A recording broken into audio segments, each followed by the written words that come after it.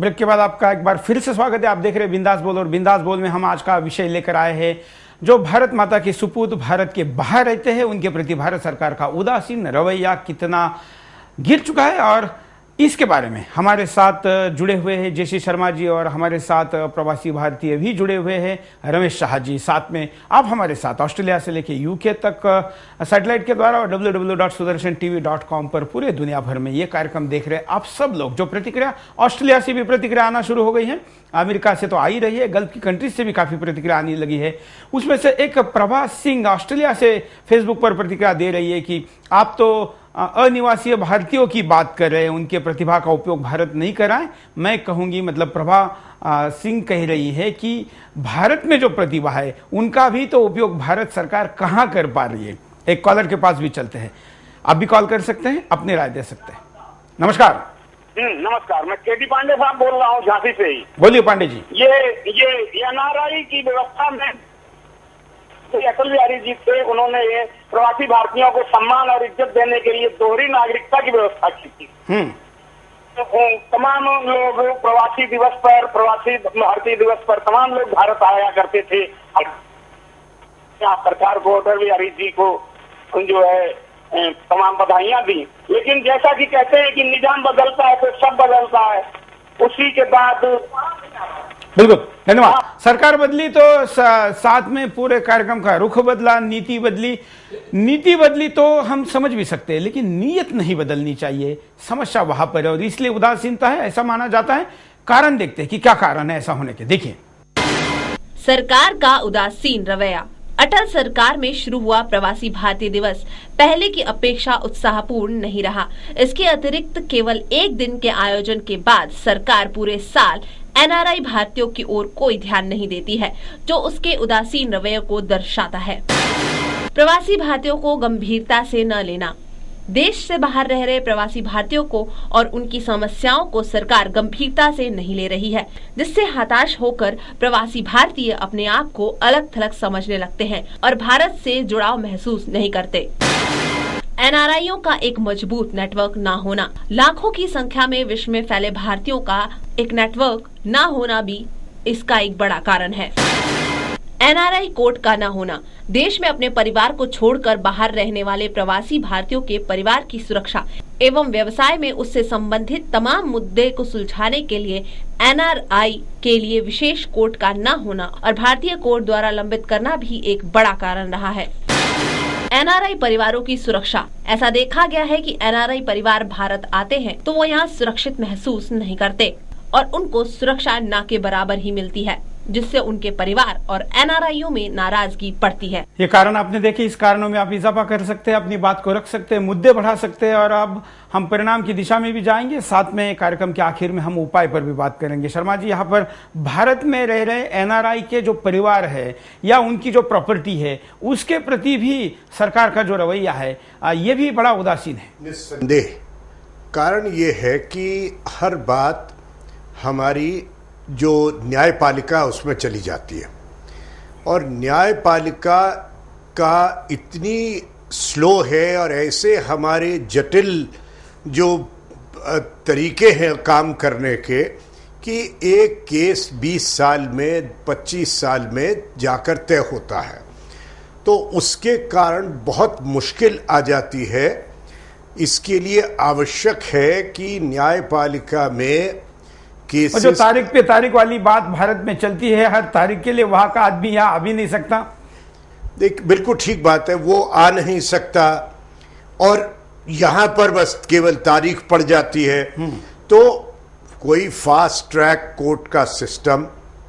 दूसरा, हालांकि कुछ राज्यों ने अच्छे काम किए हैं।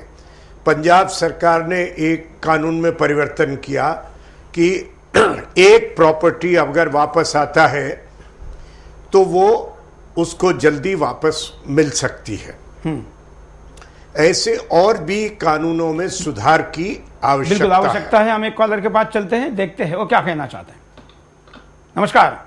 हेलो, नमस्कार सर। बोलिए सर। जम्मू से मैं दिखा सर। हाँ। आपने मुद्दा उठाया हुआ है एनआरआई का मुद्दा। मुद्दा तो बहुत बढ़िया है, लेकिन इस भारत सरकार से उम्मीद क्या करेंगे आज के डेट में कि जो इंडिया में है उत्तर भारतीय है उनके ऊपर ध्यान नहीं दे रहे हैं, तो ये एनआरआई के ऊपर क्या ध्यान देंगे? ये सरकार अब किसी लायक नहीं रह गई है। धन्यवाद। बार बार वही मुद्दा उठ रहा है कि जब भारत के ही लोगों के ऊपर सरकार का ध्यान नहीं तो भारतीय जो बाहर रहते हैं उनके ऊपर ध्यान कैसे होगा। एक इससे जुड़ी हुई प्रतिक्रिया आई है। निर्मल सिंह झारखंड से कह रहे हैं कि सरकार का ध्यान केवल पैसा बटोरने के ऊपर है और मंत्रियों का ध्यान पैसा बटोरा हुआ पैसा घर में भरने के ऊपर है। भारत में करप्शन का मुद्दा है और इसलिए इस मुद्दे के ऊपर ये सारी चर्चाएं जोर शोर से चल रही है और ये प्रतिक्रिया आना स्वाभाविक भी है। रमेश जी, जो मुद्दा खास करके प्रॉपर्टी का हो रहा था, उदासीनता वहां पर दिख रही थी। आप लोग वहां रहते हैं और यहाँ पर आपकी जो प्रॉपर्टी है या रिश्तेदार है उनको लेकर कितनी सुरक्षितता का भाव, असुरक्षितता का भाव आप लोगों में होता है? वहाँ सरकार के जो रिप्रेजेंटेटिव है कि कॉन्सुलेट है, उनका एक फ़ायदा हमको मिलना चाहिए कि वो हमारे साथ बुद्धि से, प्रेम से, समझा से बात करें। वहाँ हम कुछ हल्ला गुल्ला तो कर नहीं सकते और करने वाले भी नहीं हैं, लेकिन उनको एक चीज़ अच्छी होनी चाहिए कि भी हम इनको कैसे मदद कर सके। मान लो कि कायदा बराबर है या तो नहीं है, तो उनको हम कैसे समझा सके और उनको राह दे कि तुम ऐसा ऐसा करो तो ये हो सकता है। लेकिन वहाँ जब आपने, मैं करप्शन की बात के लिए मैं अभी, क्योंकि मैं उसमें नहीं हूँ, मैं भारत का नागरिक नहीं हूँ, लेकिन एक बात मैं ज़रूर कह सकता हूँ कि हमारे वहाँ जो ये वीसा के लिए जो पैसे लगाए, मैं कहता हूँ कि उन्होंने एक साल में $100 मिलियन कलेक्ट कर लिए और $100 मिलियन वीसा की फी तो लेते ही लेते, उसके ऊपर उन्होंने कलेक्ट करके क्या किया, कहाँ गए? हमने जब सरकार को पूछा कोई जवाब नहीं। न तो हमको प्राइम मिनिस्टर के ऑफिस से जवाब मिलता है, न तो एम्बेसडर से मिलता है, न तो कॉन्सुलेट से मिलता है, नहीं तो हमको अपनी होम मिनिस्टर मिलता है। सबको हमने कागज लिखे, मैं आपको कॉपी दूंगा, मैंने सबको फेडेक्स से कॉपी दी, यशवंत सिन्हा जी जाके सबको रूबरू दे के आए, फिर भी कोई जवाब नहीं है। बिल्कुल। और आप जिस पैसे की बात कर रहे हैं, साथ साथ में मैंने आपका जो एप्लीकेशन पढ़ा जो आपने भारत सरकार को और भारत के तमाम मंत्रालयों को भेजा है, उसमें बहुत छोटी छोटी ऐसी कुछ चीजें लिखी हुई है जो कि भारत सरकार के लिए शर्म की बात है। जैसे उसमें लिखा हुआ है कि बाथरूम का उपयोग तक, टॉयलेट का उपयोग तक वहां पर करने की सुविधा नहीं है। इतनी बड़ी बिल्डिंग ली गई है वहां पर। ये तो बड़ी मुसीबत है। नई बिल्डिंग ली, नई बिल्डिंग लेने के साथ सब कुछ सुविधा होनी चाहिए। और वो रैंप, बाथरूम की बात की, कोई हैंडीकैप आता है उसको एलिवेटर उपयोग नहीं करने देते हैं, नहीं करने देंगे बस। तो वहाँ की सरकार भी कुछ नहीं कर सकती क्योंकि ये बिल्डिंग भारत सरकार का है, वो टेरिटरी उनकी है, उसमें हमारे कायदे नहीं लग पाते। लेकिन भारत सरकार के तो कायदे लगने चाहिए ना, वो भी कोई पूछता नहीं उनको। हमारे जो कॉन्सुलेट हैं, बिल्कुल, हम परिणामों पे भी नजर डालते हैं कि क्या परिणाम हो सकते हैं इस उदासीन रवैये के। देखिए, प्रेम कम होगा। यदि सरकार एनआरआईओ के प्रति इसी तरह उदासीन रहती है तो भारत से बाहर रहने वाले भारतीयों में धीरे धीरे देश के प्रति प्रेम कम हो जाएगा। विकास की रफ्तार धीमी हो जाएगी। किसी हद तक विकास की रफ्तार धीमी हो जाएगी अगर सरकार एनआरआईओ की ओर ध्यान नहीं देती, क्योंकि एनआरआई देश के अंदर और शेयर बाजार में निवेश करते हैं। नई पीढ़ी विदेशों की ओर आकर्षित होगी। केंद्र सरकार अगर विदेशों में रह रहे भारतीयों की समस्या पर ध्यान नहीं देगी और उन्हें प्रोत्साहन नहीं देगी तो आईटी मैनेजमेंट करने के बाद छात्र विदेश में ही रह जाएंगे, देश के लिए कुछ नहीं करेंगे, जिससे देश का युवा संसाधन विदेशों की ओर रुख करने लगेगा। एनआरआई देश में योगदान कम देंगे। सरकार के एनआरआईओ के प्रति रुख से नाराज होकर अपने देश के लिए योगदान कम करेंगे, जिससे नुकसान देश का ही होगा। प्रतिभाओं का पलायन होगा। पहले से ही विदेश में रह रही भारतीय प्रतिभाओं के लिए भारत में आने और भारत के विकास में योगदान के प्रति उत्साह कम होगा और उभरती हुई देश की प्रतिभाएं पलायन करने लगेंगी। ये जो परिणाम अभी दिखाए गए उनमें से कुछ परिणामों पर हम यहाँ पर चर्चा करना चाहेंगे। शर्मा जी, जिस तरीके से देशभक्ति की बात की गई है, खैर देशभक्ति तो कम नहीं होती है, लेकिन देश के प्रति जो एक कुछ करने की भावना है वो इस तरीके के ठंडे अप्रोच के कारण जरूर कम होती है। देखिए, ऐसा है कि खाली देश प्रेम को लेकर भारत के लिए करने वाले लोग या किसी भी देश के बहुत कम होते हैं। दोनों इसका समन्वय बनाना होता है कि जो प्रवासी निवेश करना चाहे, चाहे बैंक में पैसे अपने यहाँ रखना चाहे, तो उसको भी लाभ होना चाहिए और लाभ होता तभी निवेश करते, बिना लाभ के निवेश नहीं कोई करता है। उदासीनता सा का सबसे बड़ा परिणाम, दुष्परिणाम जो होगा वो ये होगा कि जो आगे की भविष्य की पीढ़ियां हमारी हैं वो भारत से जुड़ी नहीं रहेंगी। जैसे रमेश भाई है, ये तो यहाँ से गए हैं, इनके भाई बहन, रिश्तेदार, परिवार के लोग, सहपाठी लोग, पड़ोसी, तो ये तो भावनात्मक रूप से भारत से जुड़े हैं और जुड़े रहेंगे। परंतु जो इनके बच्चे हैं जो वहाँ पैदा हुए, वहाँ बड़े हुए, अगर उनको भारत से जुड़े रखना है, जो आवश्यक है, तो आवश्यक है कि उनको उदासीनता की भावना नहीं दिखनी चाहिए। उन्हें ये लगना चाहिए कि भारत जो है वहाँ हमारे प्रति दिलचस्पी रखता है, भारत समझता है कि हम भारत के लिए उपयोगी हो सकते हैं और पारस्परिक रूप से उपयोगी हो सकते, दोनों तरफ है ये। मैं बात ये भी कहूँगा सुरेश जी, यदि भारत की प्रतिष्ठा बढ़ती है, प्रवासियों को भी ये नहीं सोचना चाहिए कि सब कुछ उन्हें ही मिले, क्योंकि यदि भारत की प्रतिष्ठा बढ़ती है, तो भारत मजबूत होता है, तो उनकी भी प्रतिष्ठा वहां बढ़ती है, प्रवासियों का भी स्थान ऊंचा होता उस समाज में जहां वो हैं। आप देखेंगे कि 91 से पहले जब अब हमारे आर्थिक सुधार हुए, उसके बाद से विदेशों में प्रवासियों की प्रतिष्ठा बढ़ गई। उससे पहले ये था कि भारतीयों की प्रतिष्ठा उतनी नहीं थी। तो दोनों के हित में है, भारत के हित में है कि प्रवासियों को में पूरी दिलचस्पी ले, उनके योगदान अपने देश में कर सके, और प्रवासियों के हित में है कि भारत किस प्रकार सुदृढ़ और मजबूत हो, जिससे उनकी प्रतिष्ठा। सबसे बढ़िया उदाहरण इसका क्या है, जो हमारी इंफॉर्मेशन टेक्नोलॉजी की इंडस्ट्री है। बिल्कुल, अगर बेंगलोर और हैदराबाद एशिया की सिलिकॉन वैली बने हैं, तो इसमें प्रवासियों का बहुत बड़ा योगदान है। वो उनकी सफलता जो हुई सिलिकॉन वैली में, कैलिफोर्निया में, तो उस सफलता के कारण यहां पर भी ये सफलता हमें प्राप्त हुई और भारत इंफॉर्मेशन टेक्नोलॉजी के क्षेत्र में एक बड़ी शक्ति के रूप में उभरा। पर वहां वो सफलता क्यों प्राप्त कर सके? अपनी कुशाग्र बुद्धि के अलावा और अपनी मेहनत के अलावा, कि भारत की बहुत बड़े लोग, बहुत सारी संख्या में लोग, बड़े सस्ते, इतनी अच्छा साइंटिफिक टैलेंट, पढ़ी लिखी वर्कफोर्स इतने कम दाम पर वो यहाँ प्राप्त कर सकते थे। तो दोनों के लिए लाभदायक रिश्ता था ये, और दोनों का बड़ा फायदा हुआ। बिल्कुल, दोनों का फायदा होना चाहिए। चीज दूसरे क्षेत्रों में भी करनी है। बिल्कुल, लेकिन कभी कभी फायदा ना होते हुए भी जब रिश्ते हैं तो उसको संभालना जरूरी होता है। हम चलते कॉलर के पास, उनकी बात सुनते हैं। नमस्कार।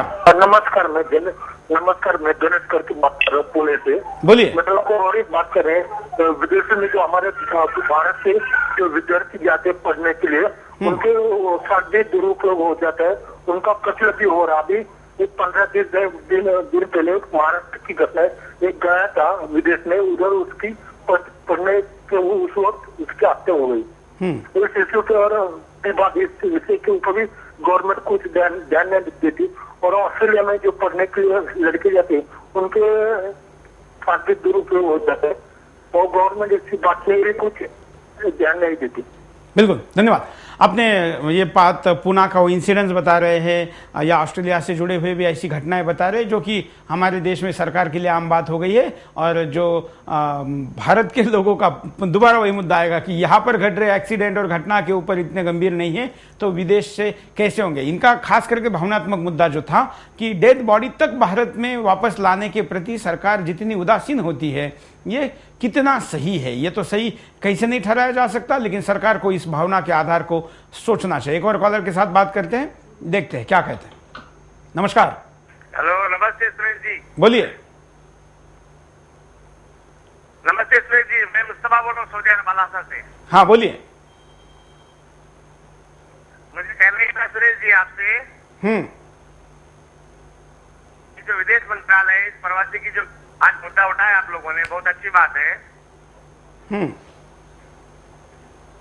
यार सर जी, हमारी कोई ना सुनवाई होती है, ना हमारी कोई इंक्वायरी होती है, ना हमें कुछ देखने वाला है, ना भारतीयों के बारे में कोई जो मजदूर काम करते हैं, जो लोग 2-2 साल 10-10 साल अपने घर छोड़ के परिवार को छोड़ के आते हैं, अपने देश की समग्री बढ़ाते हैं, कैसे कैसे मेहनत करके पैसा भेजते हैं सर।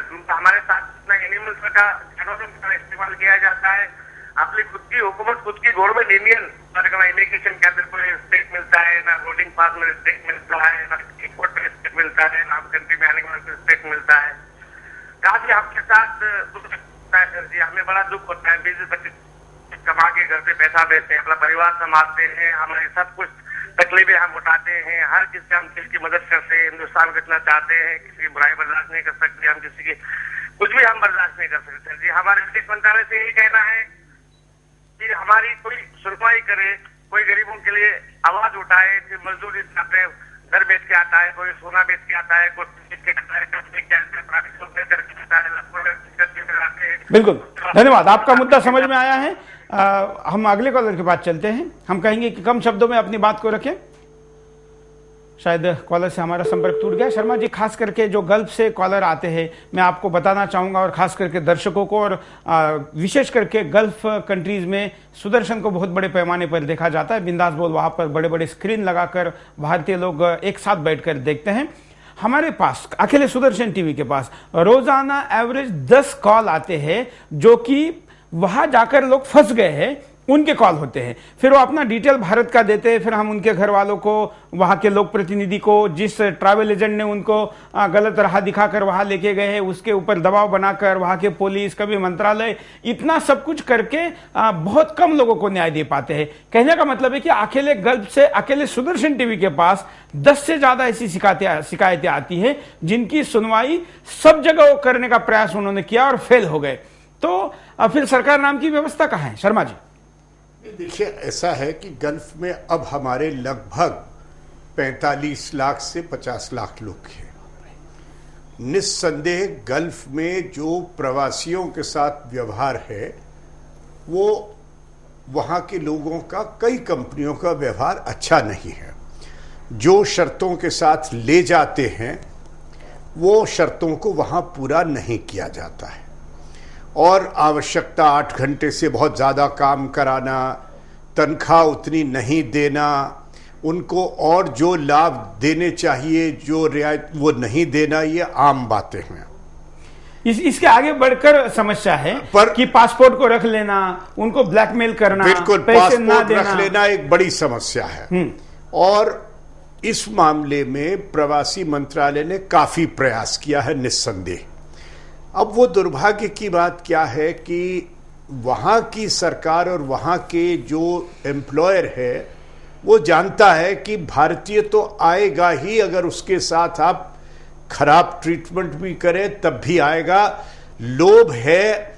हमारे यहाँ पे ऐसे एजेंट्स हैं जो बेईमानी करते हैं, जो धोखा देते हैं प्रवास जो जा रहे हैं वर्कर्स उनको। और दुर्भाग्य की बात यह है कि ऐसे एजेंट के विरुद्ध सख्त कार्रवाई नहीं की जाती है। बिल्कुल, ऐसी कार्रवाई की आवश्यकता है तो ये चीजें रुक सकती है। हम एक कॉलर के पास चलते हैं, उनकी राय लेते हैं, प्रतिक्रिया लेते हैं, देखते हैं क्या कहते हैं। नमस्कार। हेलो जी, नमस्कार। हाँ बोलिए। मैं अखिलेश चौहान बोल रहा हूँ दुबई से। हाँ, मैं आपके पक्ष में अपनी बात रखना चाहता हूँ। बोलिए बोलिए।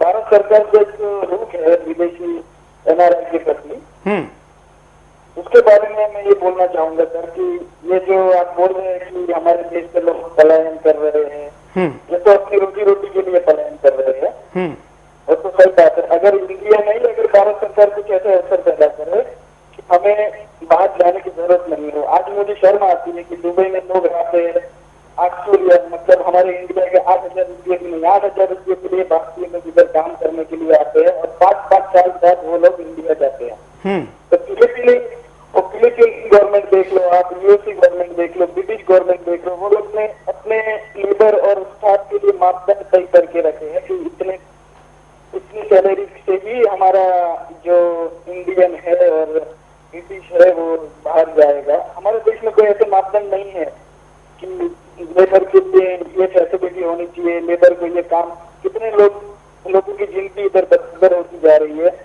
बिल्कुल, हम आपका मुद्दा समझ रहे हैं। धन्यवाद अपनी प्रतिक्रिया देने के लिए। गल्फ से काफी कॉल आ रहे हैं और काफी सोशल नेटवर्किंग साइट पर भी प्रतिक्रिया गल्फ से आना शुरू हो गई है। हम उनको भी लेंगे। आपकी हर प्रतिक्रिया का स्वागत करते हुए हम उचित स्थान देने का प्रयास करेंगे, लेकिन यहाँ पर समय की कमी के कारण रुकते एक छोटे से ब्रेक के लिए। ब्रेक के बाद दोबारा आएंगे। बिंदास बोल जारी।